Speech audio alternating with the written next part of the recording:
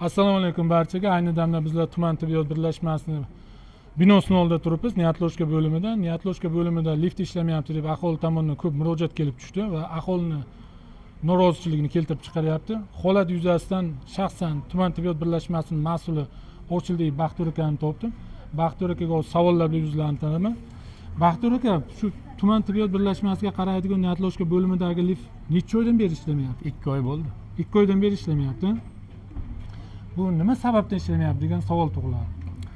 Sababi yaroqsiz bo'lib qoldi. Lift bir ikki marta ichida kasal qolib ketganda kasalli egalari kelib liftni tepib sindirishdi, buzishdi. Ularni bo'yniga qo'yib bo'lmadi.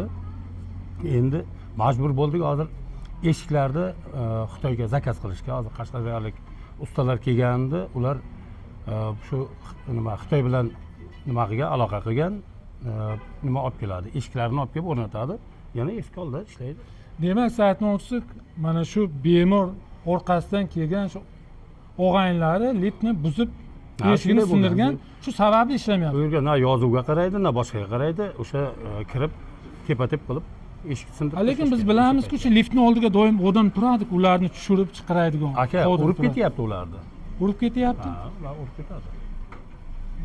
Demak, bo'lmasa lift ishlayapti, eshigi yo'q bo'lgani uchun hozir ishlamayapti demoqchi. To'g'rimi? Turibdi. Hozir ichki holatlarini sozlab bo'lishdi. Nima deydi? Devordagi kreplenyalarni qotirib bo'ldi. Endi liftni kabinasini ishga qo'yish kerak, eshiklarni olib o'rnatish kerak. Aziz kuzatuvchilar, mana tuman tibbiyot birlashmasining lifti nima uchun buzilganligi holat yuzasidan Ochildek Baxtiyor akadan izoh oldik. E'tibor qaratganlaringiz uchun rahmat.